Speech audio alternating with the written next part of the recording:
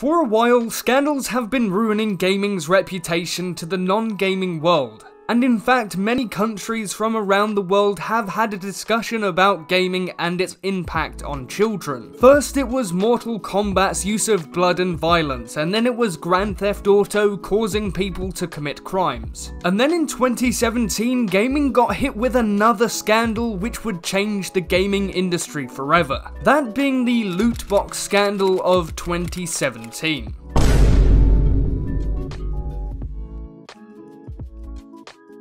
Just a brief message before we go on with the video. If you do enjoy, then consider subscribing. It would be a great help to me and my channel, and thank you so much for watching the video. But without further ado, let's move on. Loot boxes have been at the forefront for bad PR for gaming. So many games have or have had loot boxes. With games like Battlefront 2, Overwatch, Rainbow Six Siege, Dota 2, some of the new Assassin's Creeds, and even numerous Call of Duty titles starting from Advanced Warfare to World War II. Whew, that was a mouthful, there are so many to get through. But the point is that all of these games supported a loot box model, which certainly didn't play out in their favour, as the scandal really started to take shape after the release of Battlefront 2, and Battlefront 2 was meant to be a return to form for the franchise, but unfortunately the whole loot box scandal scenario ruined that triumphant moment for EA. And the thing is that Battlefront 2 had most things going for it, especially as it was the second Star Wars game for EA to release. The first being 2015's Battlefront. And with Battlefront 2, EA literally introduced a pay-to-win model into the game.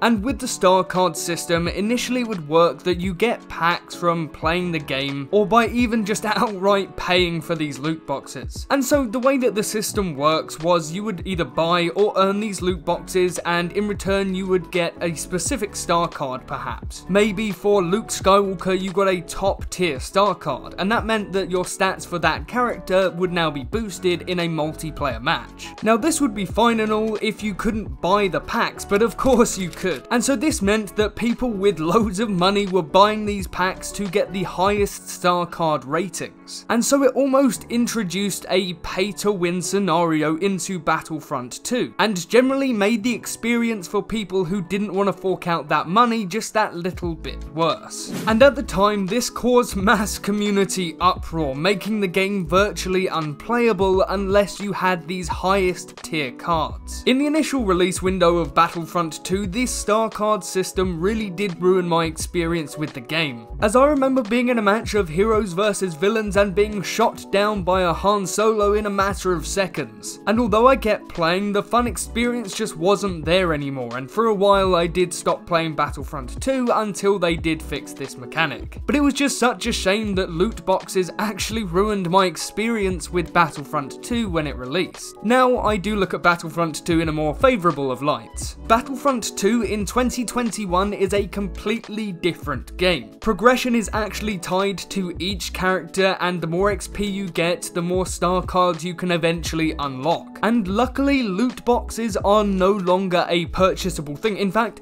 loot boxes aren't even in Battlefront 2 anymore, which is amazing. The state representative for Hawaii, Chris Lee, even noted his concern as he mentioned in an interview regarding Battlefront 2 and its loot boxes that they were predatory towards children and encouraged them to gamble, but I'll let the man speak for himself.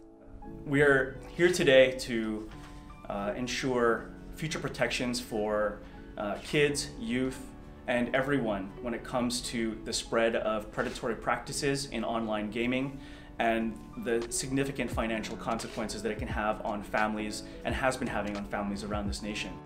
This game is a Star Wars themed online casino designed to lure kids into spending money.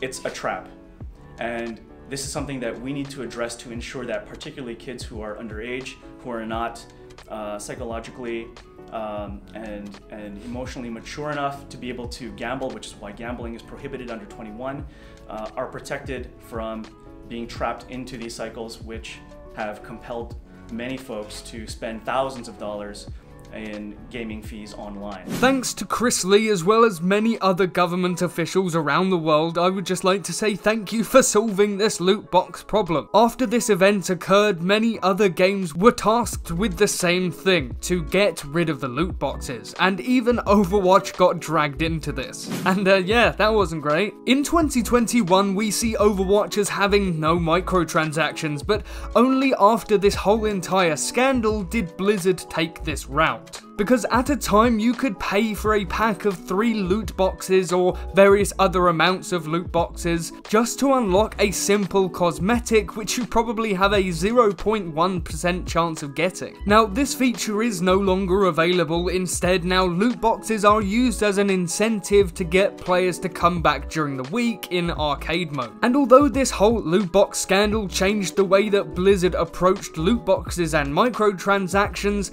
China actually have a slight loophole. Their version of Overwatch is different, as by law, Blizzard has to show the percentage chance of you getting a specific item. For example, there's a 7.4% chance that you will get a legendary. And I 100% agree with China's approach to loot boxes. Not outright banned, but just telling you the likelihood of you getting that item. And although I've been hammering down about the fact that loot boxes are bad, however, not all approaches to loot boxes are bad, predatory, or anything like that. Rainbow Six Siege actually has quite a safe approach to its loot boxes. You can only earn or buy them with non-purchasable in-game currency, meaning that you can't actually buy any of these packs with real-life money. And also, none of the loot box rewards are actually beneficial to boost your stats. They're purely cosmetic. Ubisoft took a great approach with Rainbow Six Siege, as I'd say it has one of the safest approaches to loot boxes that I have ever seen. Because if there's no incentive to pay, then all you have to do is play.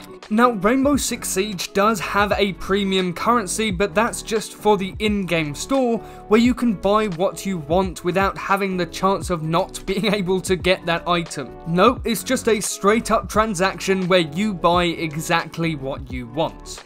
And for once, Ubisoft have actually taken the high ground by not including items that change your stats, but instead you have skins, and that's all it really is. Skins, no competitive advantage at all, just a simple cosmetic. And Ubisoft have probably recouped any potential financial loss by implementing their Battle Pass system, which is certainly a topic for another day. Now, I've been sat here talking about good and bad approaches to loot box systems, but there is one approach to the loot box system that I find very interesting, and that is a mechanic that is shared by 2 very popular games, that being Dota 2 and CSGO. In both of these games, players are able to resell items for some kind of profit, whether that be in-game or real-life profits. And I think the concept is very interesting in premise. It would never come to consoles, I'm sure of that.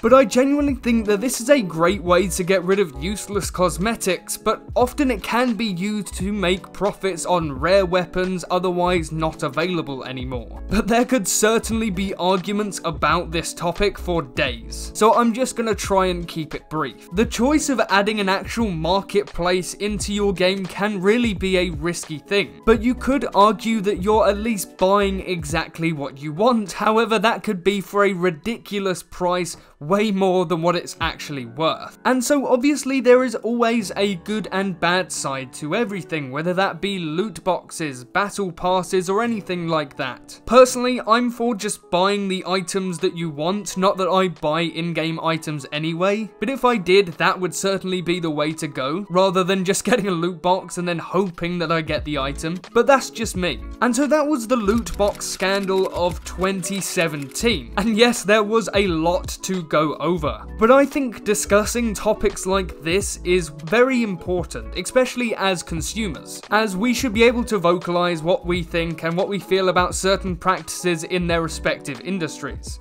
And fortunately, loot boxes were one of those things that either went away completely or got altered to become more consumer friendly, which I think is a great thing. And so feel free to voice your thoughts in the comments section below. What did you think about loot boxes? Do you like them? Do you hate them? Or do you not really care about them? But thank you so much for watching this video. If you did enjoy, then subscribe and turn on the notification button so you don't miss another upload from me. So thank you and goodbye.